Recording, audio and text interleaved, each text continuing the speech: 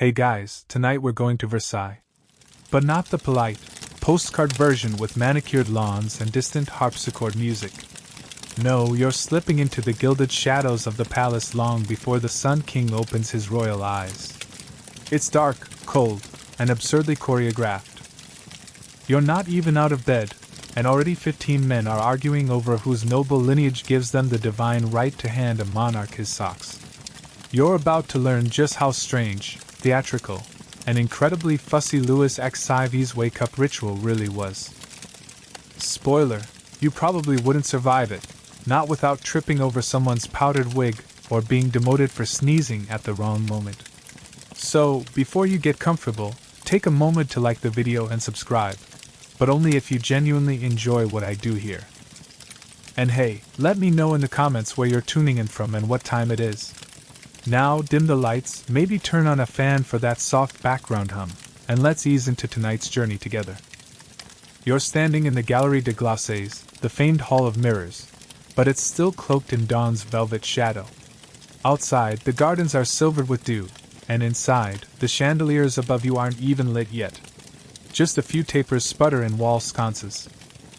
The air smells faintly of old wax, damp velvet, and something floral that's probably coming from a hidden sachet stuffed into one of the wall panels. A servant you don't see has already slipped through and placed fresh linens in a nearby chamber. It's going to be a long morning. By now, the wake-up crew is already awake, and has been for over an hour. They move like ghosts in soft-soled slippers, whispering in a mix of French and status anxiety. Some are noblemen who would sooner chew on glass than let a footman beat them to the honor of carrying in the first basin of hot water. Others are lifetime servants, silent, practiced, and entirely invisible when they want to be. Together, they prepare for the first ceremony of the day, the lever.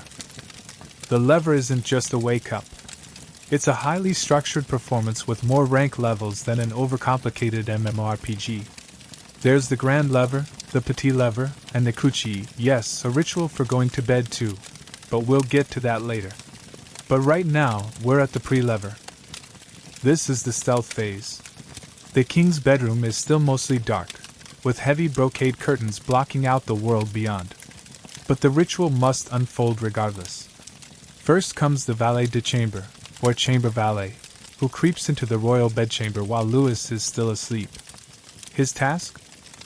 To gently stir the king without actually startling him. Imagine being paid to wake someone who thinks he's chosen by God. Gulp. Historians still argue whether this first stir was scripted, if Louis faked sleep for dramatic effect, or if he genuinely let himself be awakened at someone else's touch. Either way, the moment is quiet, reverent, and weirdly intense. You hear the door creak open. The valet enters, sets down a silver basin of steaming water on a carved stool, and clears his throat just barely. Louis shifts under the covers. He's awake now, but he doesn't speak yet. That, too, is part of the ritual. Words won't come until the correct number of attendees has assembled. The first in are the trusted few, doctors, priests, and high-ranking attendants. They bow low, barely breathing. You notice they carry specific items: a pocket watch on a gold chain, a tiny crystal vial of holy water, a fresh lace cravat. Everything has meaning. Everything is sacred. The king's bed, for the record, is massive. Gilded wood with red damask hangings, the canopy sculpted with cherubs and the sun motif that Louis adopted as his personal brand. No, really, he literally called himself the Sun King. Because of course he did. And this giant celestial nest? It's just for him. His queen sleeps somewhere else. Several rooms away. Now Louis speaks, and the ritual speeds up like someone hit the start scene button. More men file in, courtiers of slightly lower status, who waited in antechambers nearby, pretending not to eavesdrop. You'd be surprised how many political deals were whispered over trays of shaving soap. There's something deeply surreal about this moment. The king is sitting up in bed, his wigless head still haloed in morning fuzz, his eyes heavy-lidded, while 20 grown men stand around bowing, nodding, and silently begging the universe to let them be the one chosen to hand him his silk robe. And here's your first quirky tidbit: The robe itself? Not just any robe. It's often pre-warmed, sometimes scented, and occasionally decorated with mystical embroidery that's supposed to inspire strength or clarity. Superstition mingles with court protocol like perfume on linen. Meanwhile, in the hallways, more nobles are lining up, hoping to get into the second wave of the lever. These guys know they probably won't even see the king's forehead, but if they get in the room, even for 5 seconds, it can still count as a political win. That's how power works here. Proximity equals prestige. You shift your weight in your imaginary silk slippers, trying not to breathe too loudly. It's all so precise, so theatrical, so deeply uncomfortable. One courtier just got waved in, and you can see him practically levitate with joy. His powdered face splits into a restrained grin. He walks carefully, hands clasped, and bows before the king. His job today? Hand Louis a small gilded mirror. That's it. 1 mirror. 5 seconds. Career made. The thing is, Louis knew exactly what he was doing. This wasn't about him being fussy or helpless. The lever was a tool of control. Every nod, every lifted eyebrow, every tiny gesture was a form of reward or rejection. If he looked you in the eye, you mattered. If he ignored you, time to rethink your life. And so, as the sun rises above the palace roofs, casting golden light across the cold stone floor, the real day begins, not for the king, but for the dozens of people whose entire reason for existing is to prepare him for breakfast. It's only 8 a.m. By now, the chamber is bustling, well, as bustling as a room full of men in silk stockings can be. You're standing in the corner like a fly on the damask wallpaper, trying to absorb it all without getting caught in the whirlwind of powdered wigs and meticulously folded linens. Louis XIV sits upright, a living sculpture of ceremony. He hasn't even touched the floor yet. This part of the ritual is known as the petit lever, the little waking. But there's nothing small about it. The room continues to fill as another wave of nobility glides in. You count them in silence. 12, 15, 22.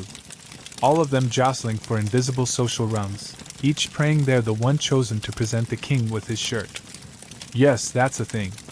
The royal shirt ceremony is practically its own episode. And there's a rulebook thicker than a cheesecake explaining who gets to hand it over. If the Dauphin is present, he gets first dibs. If not, it's down to rank titles, and whether your great-grandfather once looked favorably at someone in a hunting lodge. You watch as Louis stretches slightly, one arm exposed from the bedclothes. The chosen noble approaches, cradling the linen shirt like its holy relic. He bows so low you can almost hear his knees complain. With great care, he helps the king into it. It's slow, reverent, like dressing a deity. Historians still argue whether Louis ever found this deeply amusing or if he truly believed he was an earthly conduit of divine will. But here's the thing, he played the role so well, it didn't really matter. Belief or not, the pageantry worked. You blink and suddenly a royal barber is approaching, carrying a delicate silver razor. Time for the shaving ritual. Don't worry, Louis isn't fully shaved. He leaves just enough stubble to maintain that powerfully masculine French silhouette. But even this is part performance.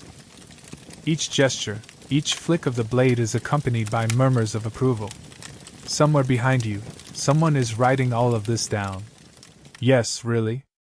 A scribe. There's usually at least one court historian lurking nearby, scribbling away with the devotion of a caffeinated medieval blogger. Some of our most detailed knowledge about Louis's daily habits come from these meticulous records. Not because people were curious about hygiene, but because everything the king did, or didn't do, was considered politically relevant. You watch the valet bring in the king's stockings next. No detail too small. These are soft, probably silk, dyed with imported indigo, and pulled over Louis's legs with ceremony. And no, he doesn't put them on himself. He hasn't touched his own toes since before his voice cracked. You want a quirky tidbit? Here's one. Some courtiers brought their own standing stools, so they could appear closer to eye level when bowing from a respectful distance. That's right. Portable groveling devices. Imagine wheeling one of those into a meeting today. Meanwhile, outside the chamber, the line continues to grow. Nobles adjust their collars, whisper last-minute gossip, and attempt to out-dramatize each other with the intensity of their anticipated bow. There's a tangible desperation in the air. Not all of them will get in. Some will be turned away at the threshold like fancy pigeons in rejection. And yet they show up, day after day. Inside, Louis is nearly dressed. The bed curtains have been drawn aside. The golden bedposts gleam in the morning light, now streaming through the tall windows. Someone pulls back a velvet curtain to allow more sunlight in, slowly, reverently, as though light itself must ask permission to enter. His breeches are next. 2 attendants kneel, holding them out with practiced synchronization. Louis shifts, stands with the grace of someone very used to being held. It's like a dance. One foot, then the other. And just like that, the king is upright, clothed in splendor, and nearly ready to leave the bedchamber. But first, shoes. Not just any shoes, of course. These are specially crafted, heeled slippers made of fine leather or brocade, depending on the season. Remember, Louis loved fashion, and he's the guy responsible for making red heels a symbol of elite privilege. No joke. Only nobles of a certain rank were allowed to wear them. Now he's fully dressed, but the lever isn't quite over. There's still the matter of the brief audience, those final few moments when select courtiers can whisper their petitions, hand over sealed letters, or just exist near Louis long enough to get noticed. You see one man nervously approach. He bows so deeply his wig nearly slips off. He mutters something about grain prices and a flooded vineyard. Louis listens, or at least pretends to. He nods once. The man backs away, clearly euphoric. Whether the king actually heard a word is debatable. Historians still argue whether these audiences ever led to meaningful change or were just clever emotional vending machines. Put in a bow, get out some hope. Now the chamber clears slightly. The privileged few who remained until the very end are ushered out. A valet opens the inner door to the king's study. Louis will now enter the more private part of his morning, which includes breakfast and a little light statecraft. You, meanwhile, are still marveling at the sheer density of that 1 hour. It's not even 9 a.m. You think back to your own morning routine. Maybe you hit snooze twice. Maybe you poured cereal into a coffee mug because the bowls were in the dishwasher. And yet here's a guy who needs 30 people to get to his socks. But it worked. This insane ballet of routine wasn't just a royal indulgence. It was a power play. Louis didn't just rule France. He performed rule.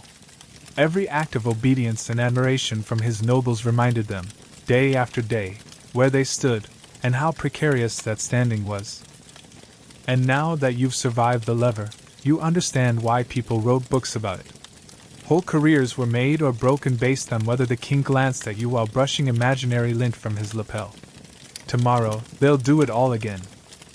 You follow the golden ripple of silk as Louis XIV drifts into the next room, the royal study, if you can call it that. It's less study, in the sense of dusty books and overworked scribes, and more a glorified antechamber dressed in gold leaf and quiet scheming. Now comes the part of the morning where the Sun King eats a bit, signs a few papers, and pretends not to be surrounded by more velvet than a haunted theater. Breakfast is light, a broth, maybe an egg, always served with ceremony, and usually presented on gilded dishes that could buy you a decent chateau. One of the quirks here? Louis often ate while standing, at a high wooden table, as if even breakfast had to be performative cardio. Historians still argue whether this was about digestive superstition, etiquette, or just a deeply rooted need to stay above everyone, literally. You watch a servant approach with today's silver breakfast tray.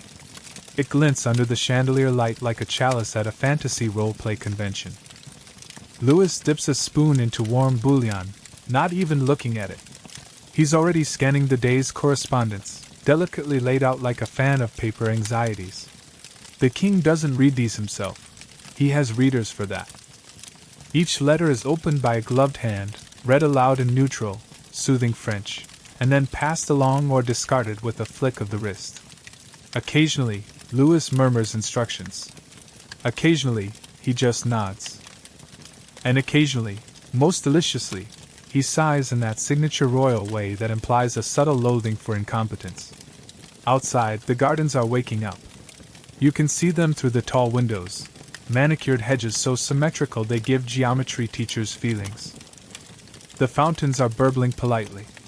The peacocks are rehearsing whatever ghastly screeching opera they do every morning. You're starting to realize Versailles isn't just a palace, it's a planet. And its gravity is entirely generated by one ornately dressed man's preferences.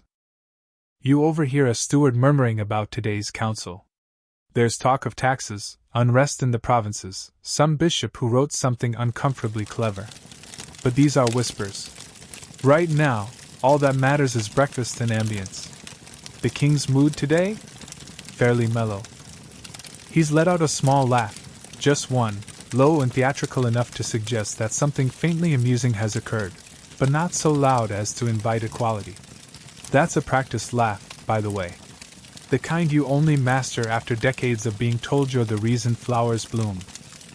The doors swing open again. A few high-ranking ministers drift in for a brief consult. You catch their names, Colbert maybe, or Louvois, depends on the decade we're parked in. Their wigs are stiff with powder, their boots shiny enough to distract a raven. They bow. They speak softly. Nobody raises a voice here, not even to alert someone that their robe is dragging like a deflated parade float. Colbert brings a ledger, heavy as gilt, filled with the financial updates of the realm. Golden, grain out, debt mounting like the pastry tray Louis is ignoring. There's a discussion about trade, about war, about how much wine one province can reasonably produce without the workers resorting to prayer and sabotage. And here comes your fringe fact of the day. The Sun King once imposed a tax on wigs. Yes, wigs. The man who practically weaponized the pompadour decided they were so important they should contribute to state revenue. It's the historical equivalent of taxing vibes. Louis listens. Occasionally he interrupts with a question. Sometimes sharp, sometimes so obtuse it's clearly meant to test who's been paying attention. Historians still debate whether Louis truly mastered all aspects of governance, or whether he mastered looking like he did while delegating like a pro. Honestly, it worked either way. Someone spills ink. Not dramatically, just a dot barely visible, but you can feel the room tense. A ripple of concern passes through the air like someone just insulted a tapestry. The scribe wipes it quickly. Louis doesn't even glance up. That's power. Not having to react to mistakes because everyone else already has. Meanwhile, the king has turned his attention to an envelope sealed in thick crimson wax. The seal is unbroken, rare, which means this letter is either very personal or very problematic. He hesitates for the briefest moment before passing it off to a trusted aide. Translation: he'll deal with it later, once the performative breakfast is over. Now the mood shifts slightly. Someone mentions the upcoming court ballet. Yes, ballet. Louis didn't just love it, he danced in it. Frequently. With gusto. And always the starring role. You start to understand how tightly woven image and authority are in this place. If Louis wanted to be Apollo, the court would rise in chorus and agree, preferably while holding props. You notice how each moment is scheduled like clockwork. Breakfast transitions into council. Council into inspection. Inspection into more layers of opulent tedium. Nothing is casual. Even the king's casualness is choreographed. Back at the high table, Louis dabs his lips with a monogrammed napkin. He stands, signaling the breakfast phase is complete. Dishes vanish like shy ghosts. Ministers back away, grateful not to be the last one lingering. It's a tightrope act. Linger too long and you're overstepping. Leave too quickly and you might seem disinterested. He walks toward the next room, already surrounded by valets adjusting his cuffs and hairdressers poking at his curls. His schedule now moves toward the Grande Atre, a midday ceremony just as packed as the morning's lever. Because, of course, one ceremonial wake-up isn't enough. You take a moment and realize something odd. you're not bored. That's the strange thing. It should be boring. It's literally a man getting dressed and eating breakfast. And yet the sheer precision, the politics hiding in ribbons and ruffles, it somehow feels more intense than a battle scene.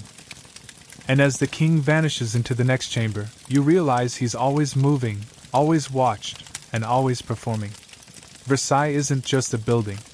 It's a stage. You're already in motion again, padding silently down another gleaming corridor, following the soft echo of buckled shoes and rustling satin. It's now late morning at Versailles, which means one thing: time for the Grande Entrée. Yes, that's the big entrance. Because apparently, if you're going to do something once with 20 people, you might as well do it again with 80. This is the part of the day where the inner sanctum opens wider. Nobles, courtiers, and the aristocratic hopefuls line the walls of the king's apartment like eager houseplants, straining toward the sunlight of Louis XIV's attention. They've arrived for no other reason than to witness him walk, yes, walk, from one room to another. You can't make this up. The Sun King re-enters, now fully dressed in daytime attire, looking like he's been rolled in gold leaf and smugness. His coat is embroidered with patterns so intricate they probably required a separate tax bracket. Jewels wink from his cravat, and his shoes, oh yes, the shoes, gleam with crimson heels, marking his celestial status among mortals. Remember, only those nearest to the throne were allowed that red heel privilege. Everyone else? Black, brown, and social irrelevance. He pauses at the threshold. This isn't random. Louis never just enters a room. He emerges like the main character in a soap opera, right after the theme music swells.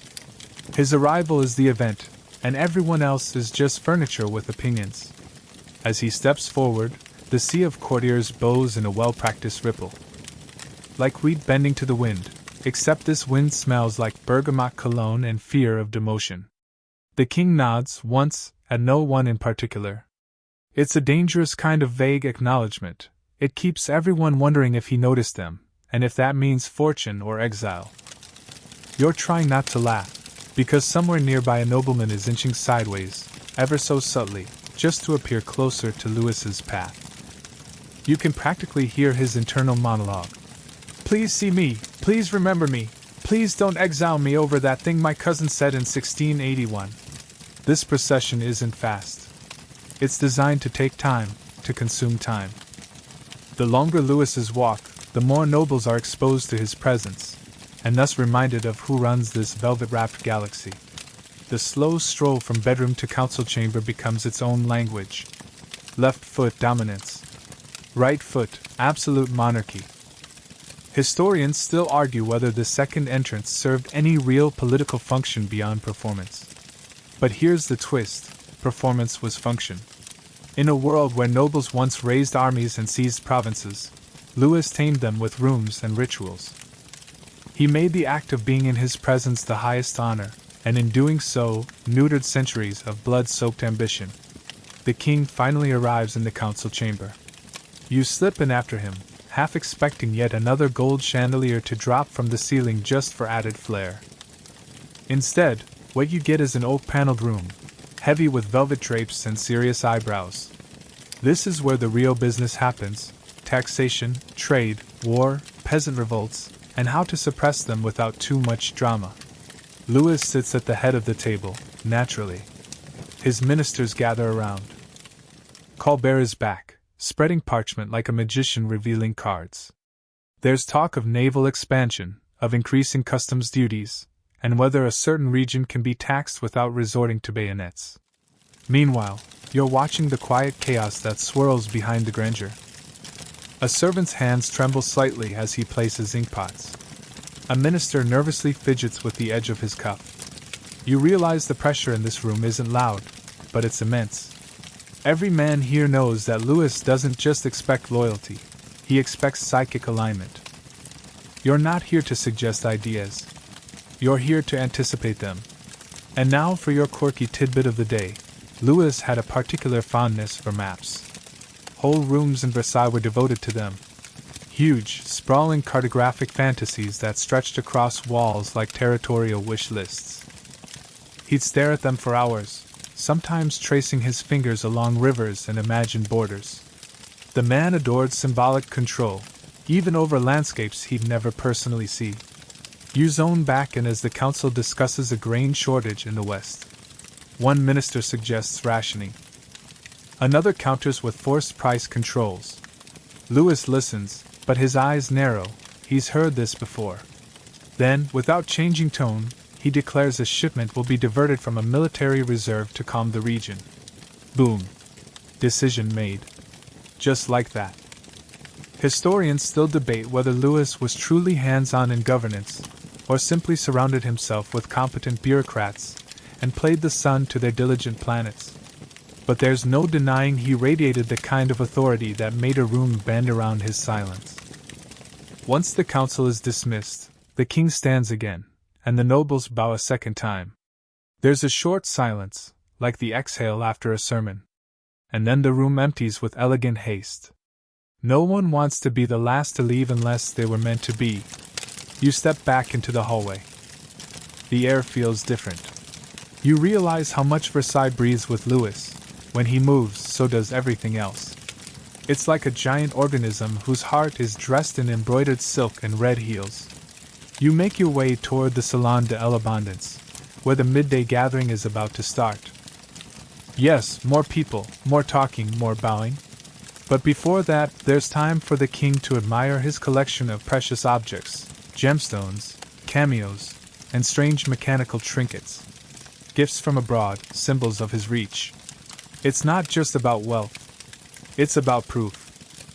Proof that even beyond France, people send their wonders to Versailles, hoping for a nod from the sun. And now the king's walking again, another small procession in motion. Someone sneezes behind you and immediately looks panicked, as if their nasal explosion might derail their future marriage prospects. Versailles is funny like that. A cough in the wrong moment, a laugh a second too early, and you might find yourself redeployed to a provincial outpost with more pigs than people. You arrive in the next chamber. It's lighter here, almost airy. The courtiers gather in clusters, sipping wine, gossiping in practiced murmurs. The king stands near the window, framed in sunlight, looking both celestial and mildly bored. He's waiting for the next piece of the day's choreography. And so are you. There's something slightly surreal about how every door at Versailles opens just a breath before the king arrives, like the building itself is trained to obey. You follow his slow procession now as he enters the Salon de l'Abondance, a name that basically screams opulence, and absolutely delivers. Gilded cornices, marble floors, and ceiling frescoes so dramatic you half expect the angels to blink. Here, Louis pauses again, not to rest, not even to observe, but simply to be observed. This moment is less about action, more about atmospheric control. A kind of noble osmosis takes place. Louis soaks up their reverence, they absorb his power. It's unspoken and yet entirely the point. What's next? Light refreshment, of course. Nothing too heavy. Louis saves gluttony for later. But this is still France, so the light refreshment includes silver trays of candied fruit, crystal goblets of chilled wine, and something called an oil, which is sort of like soup if soup wore a brocade cape. Servants with improbably graceful hands begin distributing portions, moving like shadows, blending into the tapestries when still. The king tastes the oil. Just once. That's all anyone else needs to know it's good. Now the informal rituals begin.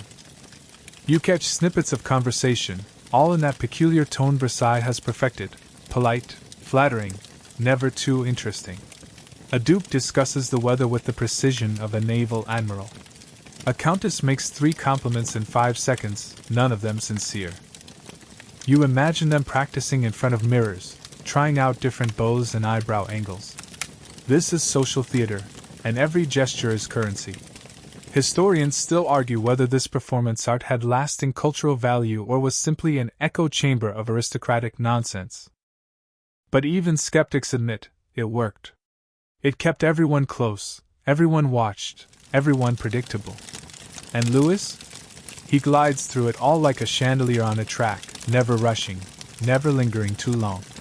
always letting others feel like they were the ones reaching toward him.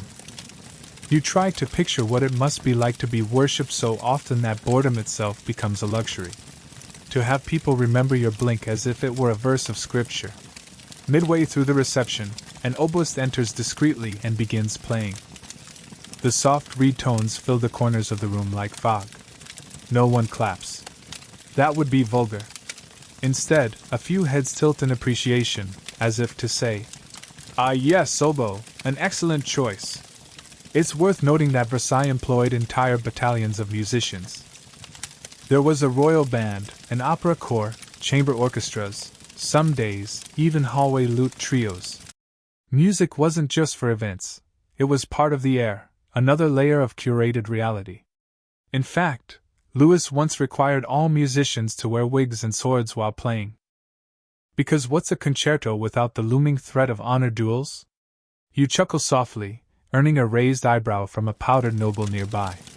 Careful now, humor is delicate here. Too much and you're a jester, too little and you're forgotten. It's like walking a social tightrope in silk slippers. The king begins drifting again. He doesn't walk in straight lines. Instead, his path is a gentle meander, a gold-laced spiral, moving from one group to the next. He rarely speaks, and when he does, it's often in monosyllables. But people still hang on to each word like it's been handed down from Olympus. He stops at a display case. Yes, because even Versailles has display cases, and peers inside. Inside sits a mechanical bird made in Augsburg, its plumage set with rubies and emeralds, wings fluttering via clockwork. You think about the irony of a fake bird in a palace where every real thing is also, somehow, artificial. And here's your quirky tidbit for the day. Louis's personal architect, Louis XIV, once proposed installing an artificial mountain on the Versailles grounds, just to frame the king's reflection better in a mirror-lined pavilion. The mountain didn't happen, but the idea? Pure Versailles.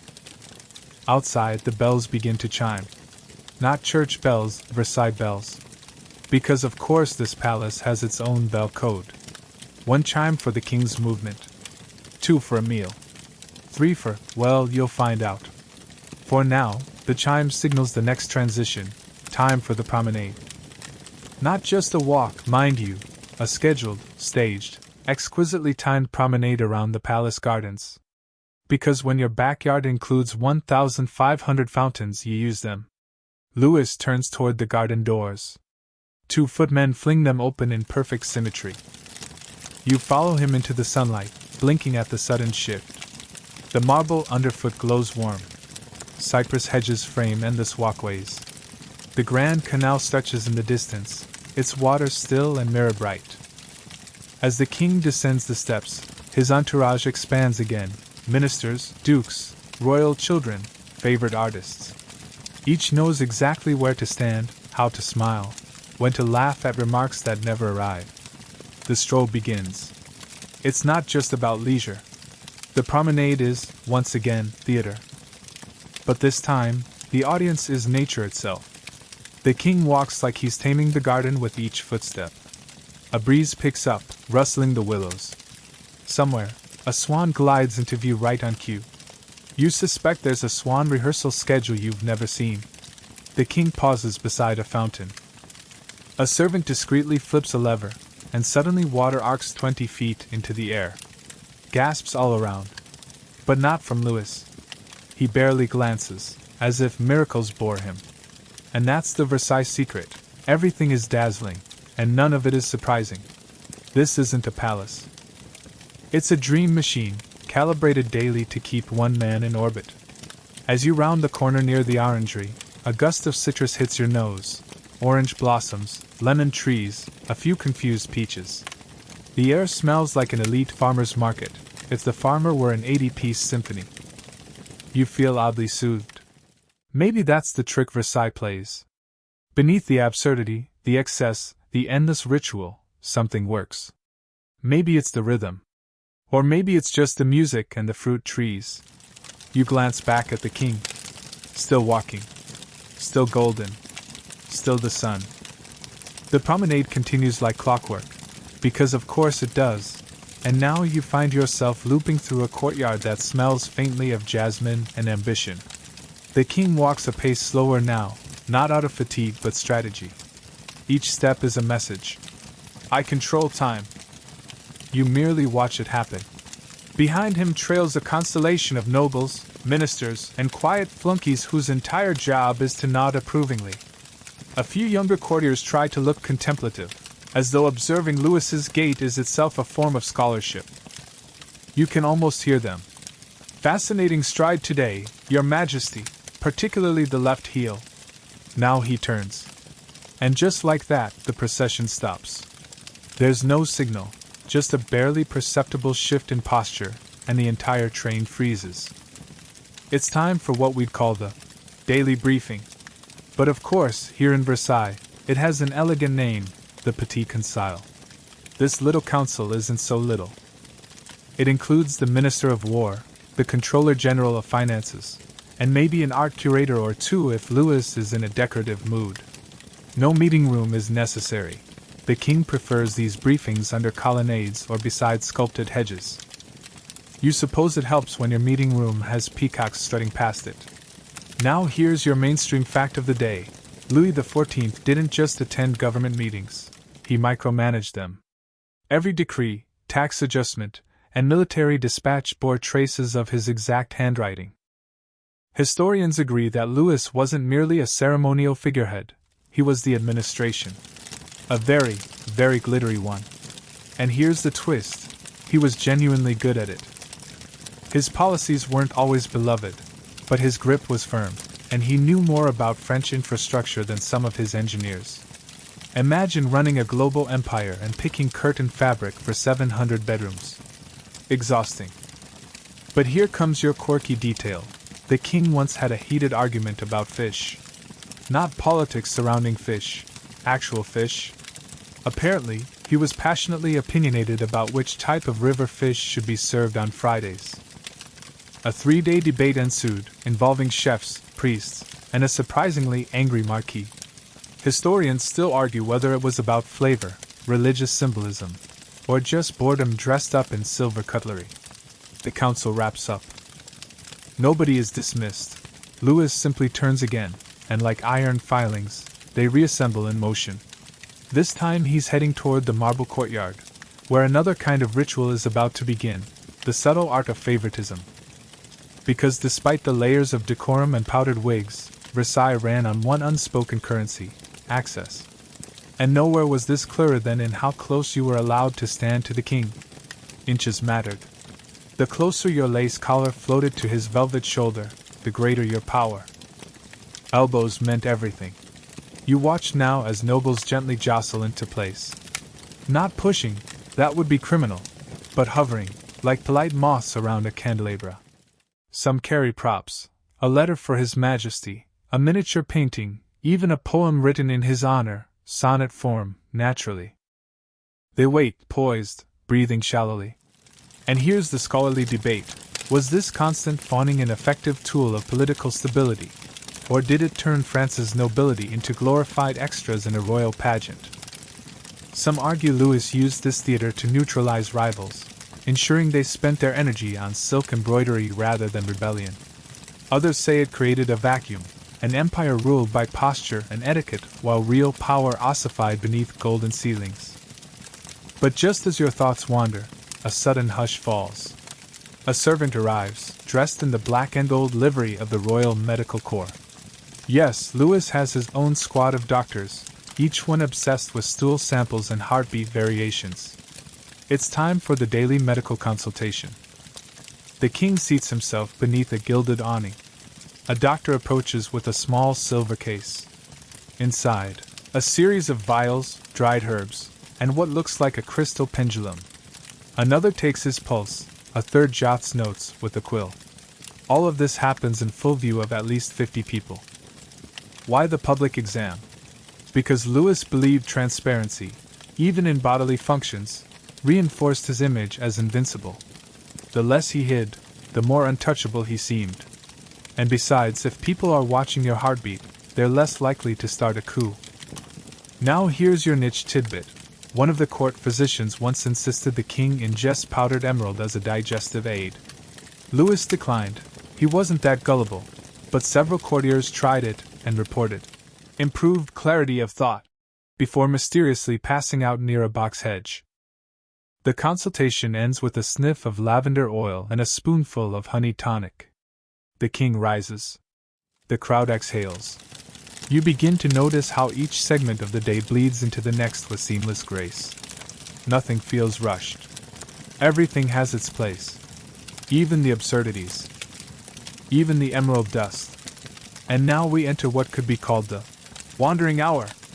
Louis is not expected anywhere, which means everyone must still follow.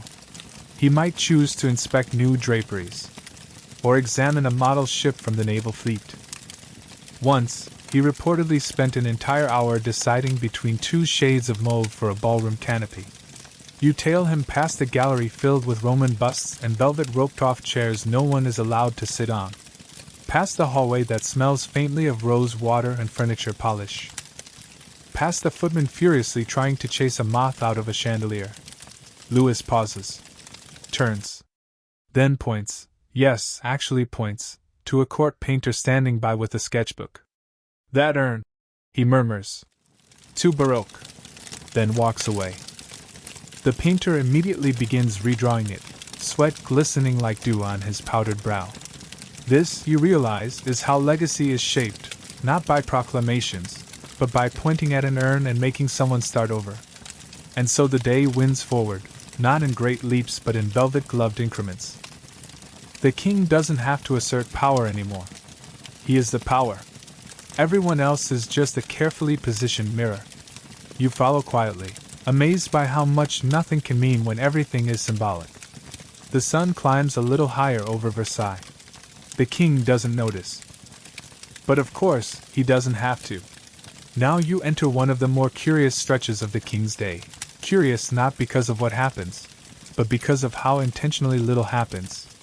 This is the hour of orchestrated leisure, when Louis XIV isn't working, but he's not exactly relaxing either. It's a kind of royal idling, performed for an audience of hundreds, with all the naturalism of a taxidermied swan. You follow him toward the Salon de Mars, a grand chamber named after the god of war, though today, the only battle being waged is over which noble gets the chaise nearest the fireplace. The walls here shimmer with mythological murals. The ceilings bulge with gold leaf. And, as always, the air smells faintly of orange blossoms and perfectly cooked entitlement. Louis doesn't sit, yet. That moment is always delayed, like the final act of a tightly choreographed ballet. First, he peruses a small table of amusements set out just for him, a snuff-box inlaid with pearls, a miniature ivory chessboard, a hand-stitched deck of cards with portraits of himself as every king and jack. No detail escapes his eye. If a brushstroke is uneven or the ivory discolored, someone will be reassigned to polishing chamber pots for the foreseeable future. Here's your mainstream fact. Louis XIV was so obsessed with ritual and precision that he scheduled even his diversions. His so-called divertissements were penciled into his calendar like military briefings, certain games on Tuesdays, music on Thursdays, and embroidery viewings if he was feeling particularly whimsical. But today, it's time for the musique de chambre. A quartet of royal musicians, dressed in teal satin with silver thread, enters and begins to play a slow, melancholic piece. It's soft, ornate, and somehow makes you feel like you should both curtsy and cry at the same time. Louis finally takes his seat, not just any seat, but the seat, a high-backed armchair so opulently carved it might as well have been grown in the forest by elite woodland spirits. The nobles inch forward, their wigs rustling like dry reeds. No one speaks. And here's your quirky detail. Louis once dismissed an entire musical ensemble mid-note because one violinist dared to blink during a particularly emotional harpsichord solo. Blinked. Historians still argue whether the real offense was the blink itself, or the violinist's tragic haircut. This musical interlude doubles as a performance and a loyalty test. Musicians must play to the king's taste, which means no improvisation, no jazzing it up, no creative interpretations. One flub note, and you might find yourself demoted to the flute closet. The music ends. A soft sigh. Applause, but only from the lower-ranking nobles. The higher-ups clap silently, with tasteful nods and controlled smiles. You'd think they were congratulating a marble statue on its posture. Louis rises. Again, everyone freezes. He's decided to take a short stroll to the orangery, a sprawling garden built solely to house his prized citrus trees. No, not for eating. For admiring. Citrus, in the 17th century, was less a fruit and more a flex. As you follow him out, the change in temperature is immediate. The hallways of Versailles are drafty, but the orangery is a warm bubble of glass, stone, and the very concept of affluence. Neatly lined terracotta pots cradle lemon, orange, and bitter Seville trees, many of them imported at outrageous expense. And now for your scholarly debate. Was the orangery primarily a status symbol, or did Louis actually care about horticulture? Some accounts paint him as an enthusiastic gardener, naming trees like pets. Others suggest he only visited when foreign dignitaries were watching. The truth, as usual, is probably rooted somewhere between ego and tangerines. The king pauses before a particularly plump orange. A gardener, who has likely been rehearsing this moment for weeks, steps forward and plucks it with the reverence of a holy relic. He presents it on a velvet cushion. Louis nods. The orange disappears into a wicker tray and will likely never be eaten. You feel yourself slowing down now, lulled by the rhythm of pomp and the scent of citrus and wax. This is the Versailles paradox. Everything is still, yet constantly moving. Nothing urgent happens, and yet no moment is wasted. Louis has turned leisure into theater. A few nobles chat quietly near a stone bench, but their words are practiced, harmless, and carefully unmemorable. No gossip, no politics, just the correct admiration for the symmetry of a grapefruit tree or the silk cuffs of a passing duke. Here comes your fringe tidbit. One particularly ambitious noble once tried to graft a tree that would grow oranges and lemons on the same branch, hoping it would impress the king. It didn't. Louis said it was unnaturally ambitious, and moved on to a tulip that matched his waistcoat. As you walk the pebbled paths, you hear the distant coo of doves kept for aesthetic reasons, not companionship. A marble fountain burbles in the background, its water dyed faintly blue for no reason other than visual consistency. Even the insects seem choreographed. And all the while, the king remains composed, deliberate, untouchable. You begin to understand something. The pageantry isn't just for the audience. It's for him too. The structure, the silence, the impossibly rigid decorum, its armor. Because when you call yourself the Sun King, you don't get to have off days. Eventually, Louis turns again, his court pirouetting behind him. The leisure hour has ended. It's time for the next ceremony. Another layer. Another orbit. You adjust your imaginary lace collar and follow. The afternoon deepens, but don't you dare assume that things are winding down. In the world of Louis XIV, even the descent toward evening is choreographed with more precision than a NASA launch. You're now walking back through a maze of sunlit corridors, their parquet floors gleaming, toward one of the most subtly intense rituals of the day. Yes, more intense than watching the king smell oranges. It's time for the petit coucher, the little getting ready for bed ceremony. No, he's not going to bed yet. That would be absurd. It's barely past 4. But the process of getting ready to later get ready to sleep must now begin. You don't question this. You simply glide along in obedient curiosity. Back in his private apartments, a select number of nobles have gathered for what is, essentially, an exclusive backstage pass to royal comfort. The room is quieter than the more theatrical morning spaces. Tapestries muffle sound, and the fire crackles softly in the corner. The colors here are duskier, mulberry silks, shadowed gold, and a hint of midnight blue in the upholstery. A marble bust of Louis watches you from the mantel, his own face, immortal and approving. A valet de chambre approaches with a silver basin and a small ewer of warm water. The king is about to wash his hands. Again. You've already watched him wash them twice today, But now it's evening, and these are his evening hands. They deserve fresh water. Mainstream fact coming in hot. Louis XIV reportedly washed his hands more than a dozen times a day. Not for hygiene, germs weren't a hot topic yet, but as a courtly gesture. The act of hand-washing symbolized moral purity and also gave yet another opportunity to display the royal fingers, which were, apparently, quite shapely. You notice a ripple through the courtiers as one of them subtly inches forward. A minor duke from Toulouse, desperate for attention, has brought a gift, a pair of hand-stitched linen gloves scented with clove oil and ambergris. He bows, presenting them like a medieval proposal. Louis accepts them with the nod of a man who knows 17 other people will attempt the same thing before sundown. Here's your quirky tidbit. One noble once brought a pair of gloves scented with musk and oddly pickled garlic. The king sniffed once and handed them silently to a footman. That footman was never seen again. Historians still argue whether he was dismissed or simply reassigned to the more garlic-tolerant provinces. Meanwhile, a cushion is fluffed. The king's slippers, made of velvet dyed saffron, embroidered with tiny suns, are brought forward on a silver tray. You begin to understand how even the tiniest acts here are swollen with symbolism. Everything, even putting on shoes, becomes a moment of theater. This is Versailles, remember. There is no quickly. Even boredom is Baroque. The king signals that he's ready for a brief audience with his personal physician and apothecary. A small, hushed huddle forms. They discuss his digestion, the humidity, his most recent bath, which, incidentally, occurred approximately once a month. Don't worry, he was powdered daily with violet-scented starches, so he smelled less like a stable and more like a human pastry.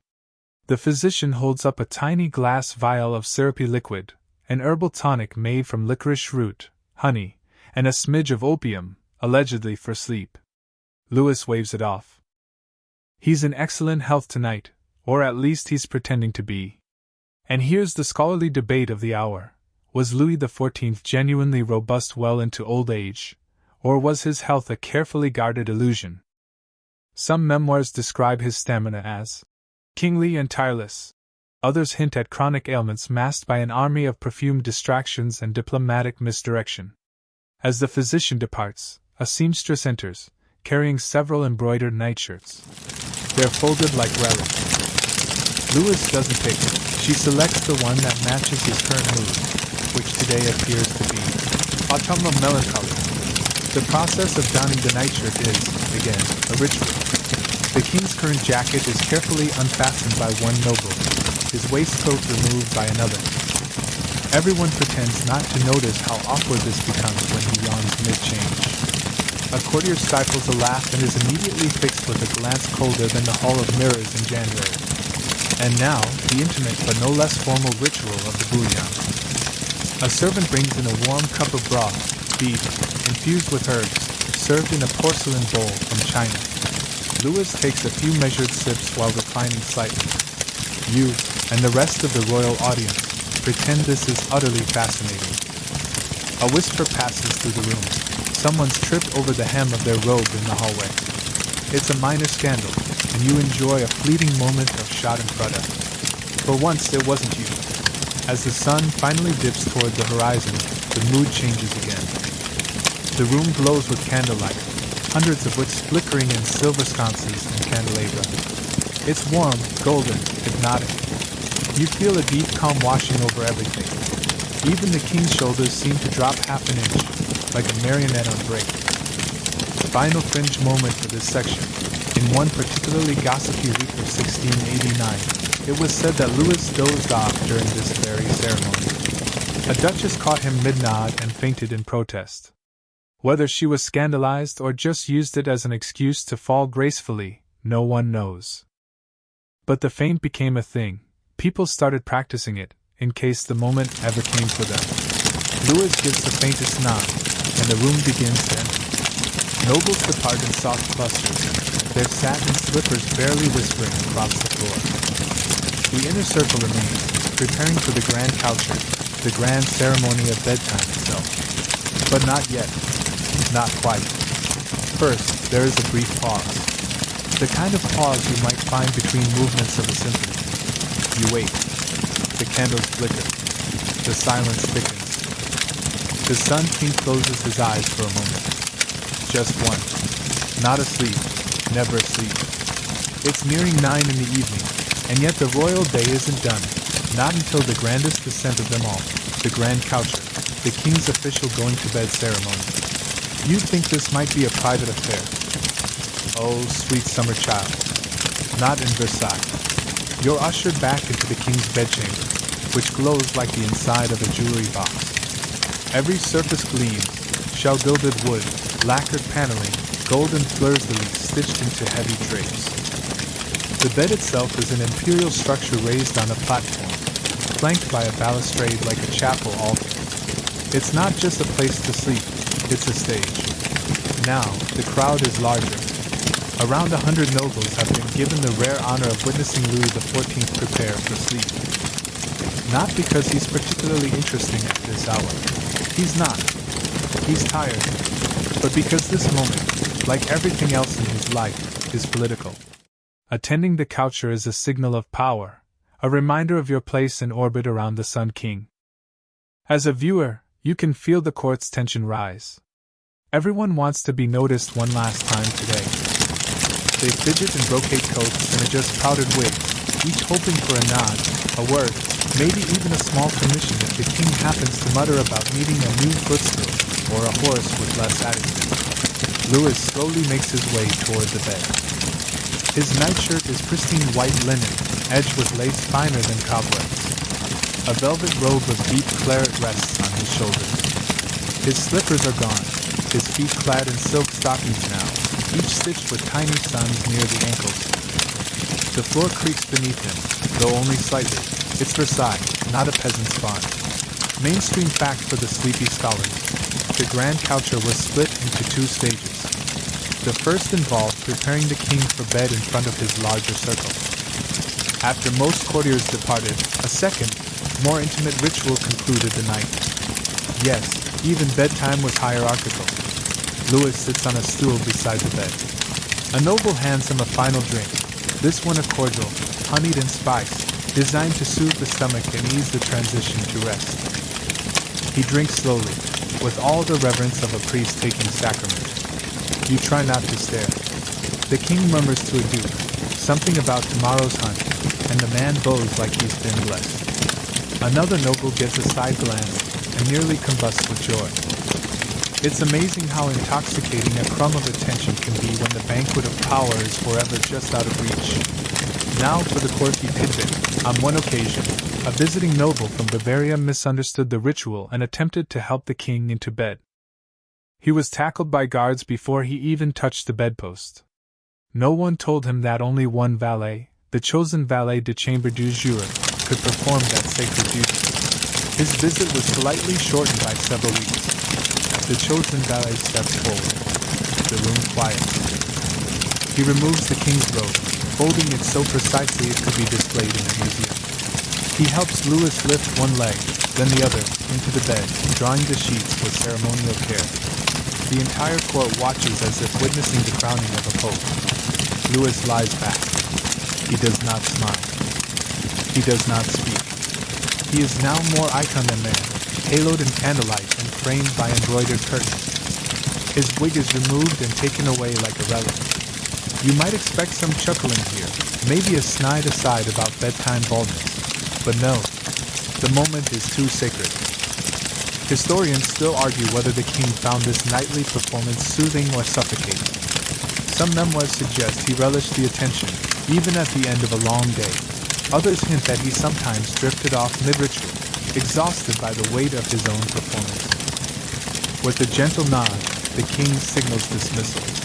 The room empties in a slow, orderly procession. No one runs. No one speaks loudly. Even the rustle of silk sounds subdued. But there's still a flicker of tension. Who will be the last to leave? To be the final face the king sees before drifting off is an honor too subtle to be requested, too powerful to ignore.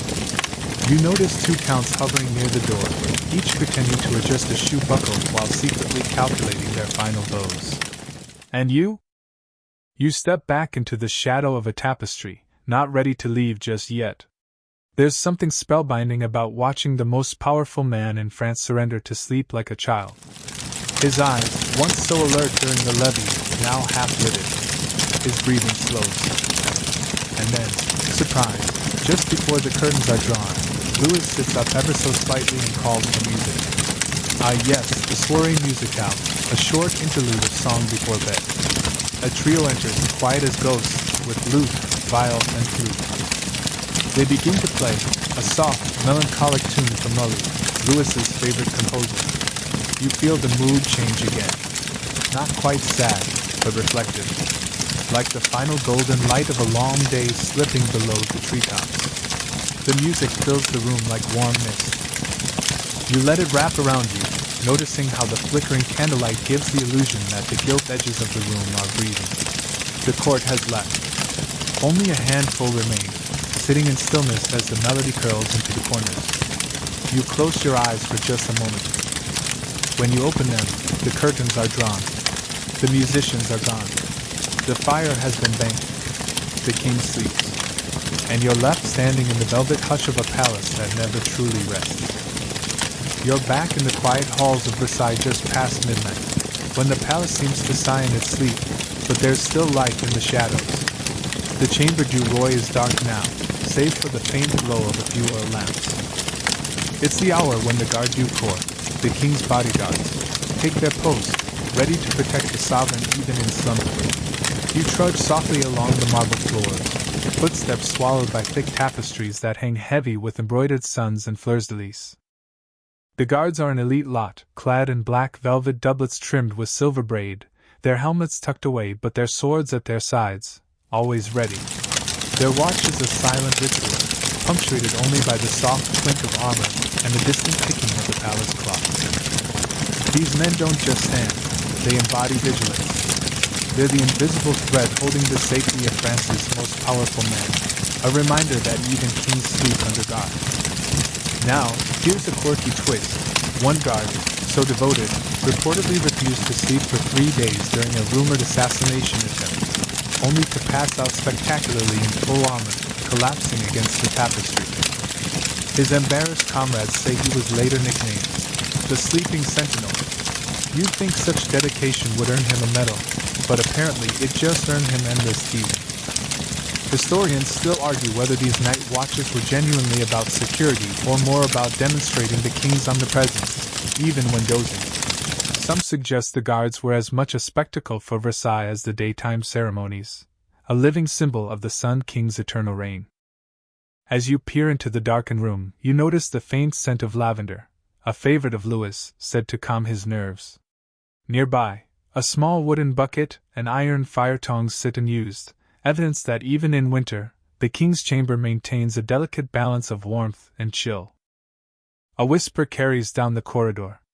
It's the night valet, arriving to prepare the room for the king's final rest, with silk sheets fluffed and night lamps trimmed.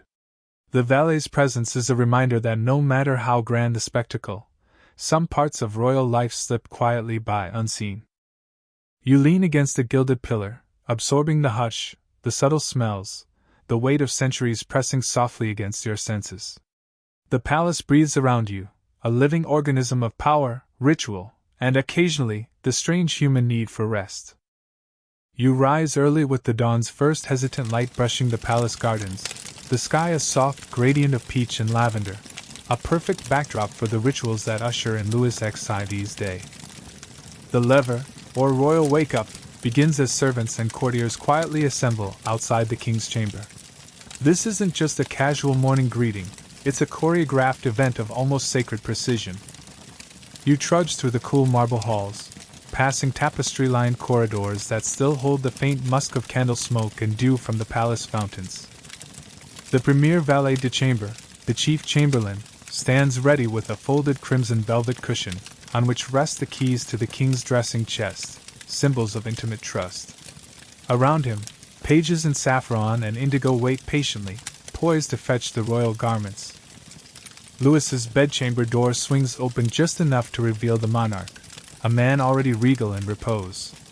You watch as the valet approaches with reverence, helping the king sit up, gently wiping his face with lavender-scented water, a fragrant ritual said to clear the mind and body for the day ahead.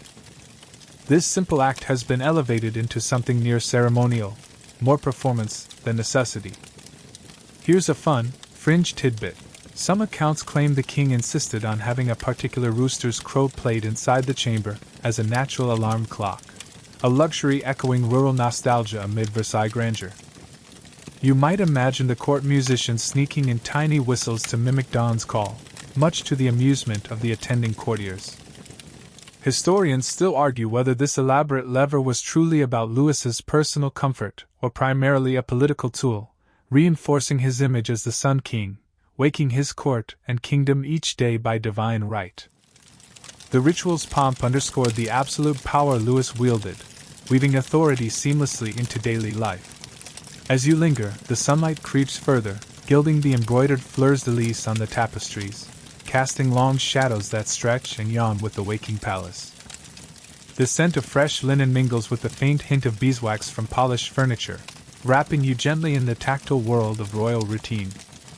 You notice a chamber pot discreetly tucked away behind a screen, an unromantic but necessary detail in this gilded spectacle, and you can't help but smile, remembering that no matter how grand the king's life, he still had to deal with some very human realities.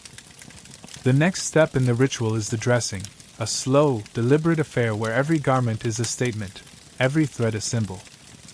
You watch the courtiers and valets swarm in like a well-oiled machine, their hands skilled and practiced as they dress Louis XIV in layers of silk and velvet, each piece embroidered with gold and fleur-de-lis. The colors, deep indigo, royal saffron, and rich russet, catch the morning light and shimmer against the polished wood of the dressing screen. The king reclines on a gilded chaise, the air thick with the scent of rosewater and freshly combed hair. You notice the personal barber wielding his scissors and comb with care, trimming the king's famed long hair to perfection. It's said Louis's hairstyles were copied throughout Europe, his image a blueprint for monarchic fashion, a royal influencer before the word existed. Here's a quirky tidbit. Some sources suggest the king had a particular needlepoint embroidery he insisted on being sewn into his waistcoat lining, a secret motif only a few trusted attendants knew about. Historians still debate what it symbolized. Some say it was a protective charm, others a subtle nod to his absolute power. The dressing is punctuated by moments of idle conversation, laughter ringing softly off the tapestries, as courtiers vie to catch Louis's favor even in these intimate moments.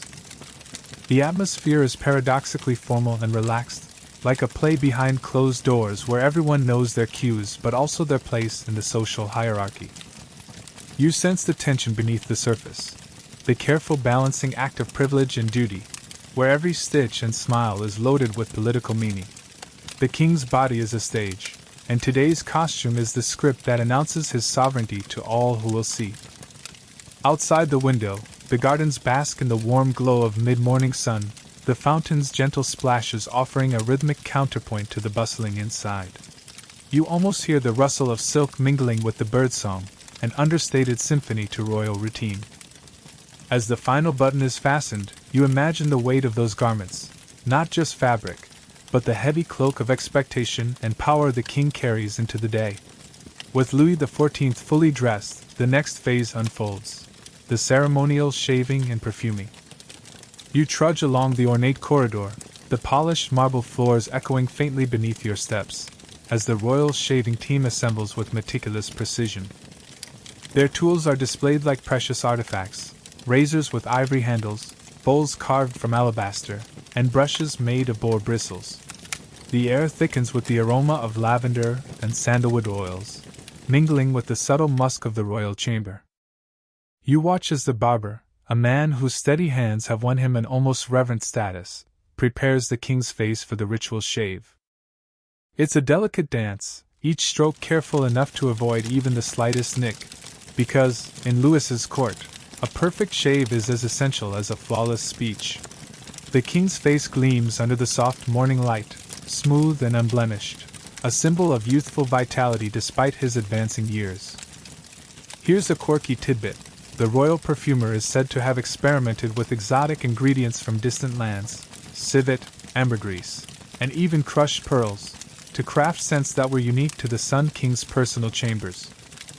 Historians still argue whether these perfumes had any real therapeutic effects or were purely for show, but the mystique around them certainly enhanced the king's divine aura.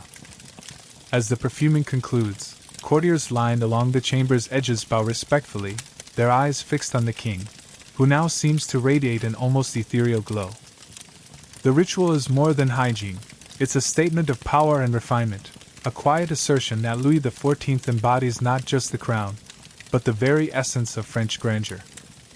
You notice a subtle tension beneath the ritual's surface, a reminder that even the smallest detail in the king's morning routine is a public act, observed and scrutinized by a court hungry for favor and fearful of missteps. Every gesture, every scent, every shimmer of skin carries meaning far beyond its immediate purpose. Outside, the sun climbs higher, filtering golden light through the stained glass windows, casting colorful patterns on the intricate tapestries. The day is beginning in earnest, but for now, in this chamber, time seems suspended, held in the quiet intimacy of shaving foam and whispered prayers to the gods of royalty. Now, the royal valet steps forward to assist with the king's clothing, the piece de resistance of the waking ritual. You stand close, observing the rich folds of fabric and the glitter of embroidery that seem almost to breathe with the history of the monarchy itself. The valet's hands, nimble and sure, work with quiet reverence, fastening buttons shaped like tiny suns and smoothing creases from the velvet doublet. The colors, deep indigo, burnished gold, and vivid crimson, glow warmly in the morning light, as if the garments themselves are stitched from the very rays of the sun. You might find it odd, but the king's shoes receive nearly as much attention as his crown. They're crafted with such precision that stepping in them feels like walking on clouds. There's even a specialized footman whose sole job is to ensure the Sun King's slippers are pristine and perfectly shaped each day. Historians still argue whether this obsession with footwear was a mere indulgence or a subtle power play, signaling Louis's superiority from head to toe. Meanwhile, the chamber fills with the faint sound of a harpsichord, its delicate notes weaving through the air like a soft breeze, adding a soundtrack to this slow, purposeful dressing.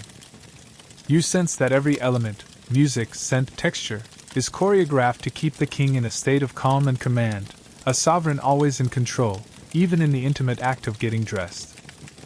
A quirky detail: the king often insisted on wearing multiple layers of scented undergarments, a practice both to mask less pleasant odors and to impress his courtiers with his seemingly effortless charm. You probably won't survive the logistics of all these garments in a modern closet, but back then, it was a sign of supreme status. As the final clasp is secured and the last wrinkle smoothed away, the Sun King stands ready, radiant, imperious, and impeccably attired. The ritual concludes not with a fanfare but a quiet acknowledgement, the unspoken understanding that the day's grandeur has officially begun. Now, as the king's royal wake-up ritual winds to a close, the chamber breathes a collective sigh of relief and accomplishment.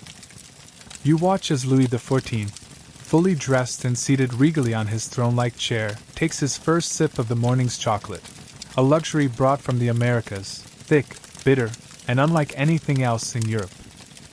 The servants nearby carefully adjust the room's lighting, drawing back the heavy tapestries to flood the chamber with soft dawn light.